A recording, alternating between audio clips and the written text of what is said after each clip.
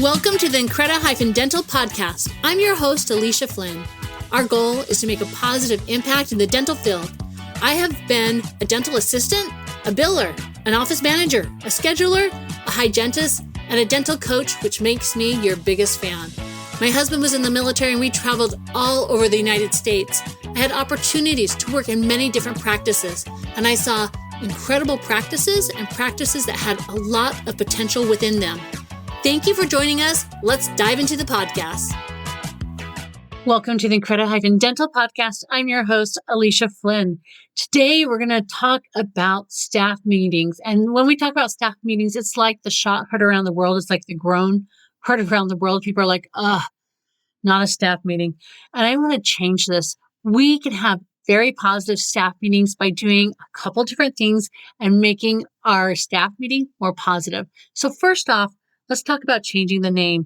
Staff meeting has a negative connotation. So think about maybe calling it a team experience or a project kickoff, maybe a team building or a growth building, staff idea exploration, or maybe a pathway plan or an avalanche of creativity.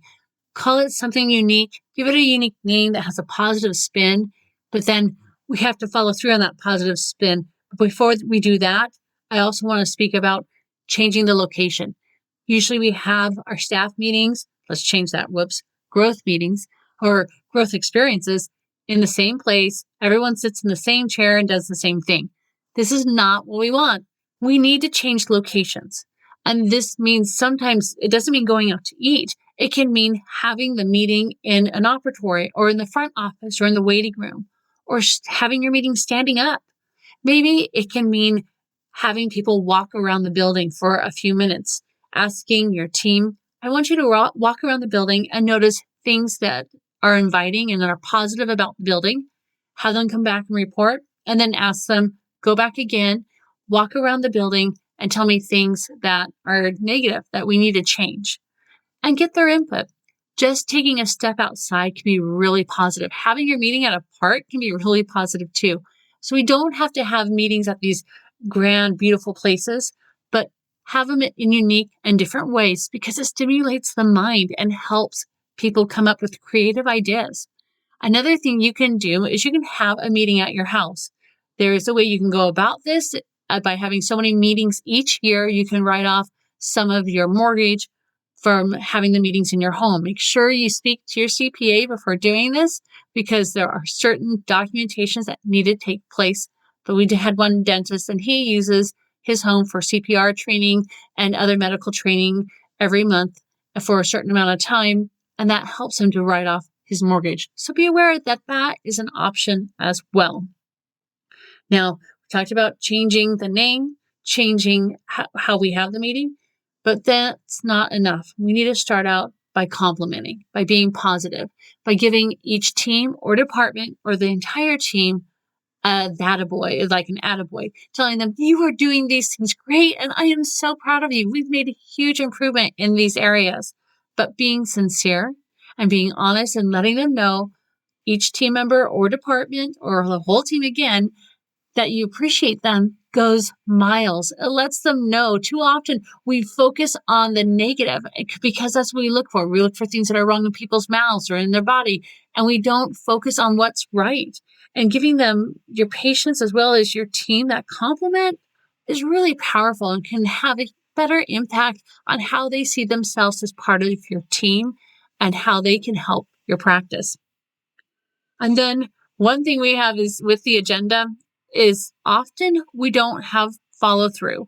We talk about a problem, we say we're going to do this, and then the next staff meeting, we haven't documented what we were going to do, or we didn't keep track of what we were going to do, and we're in the same spot again.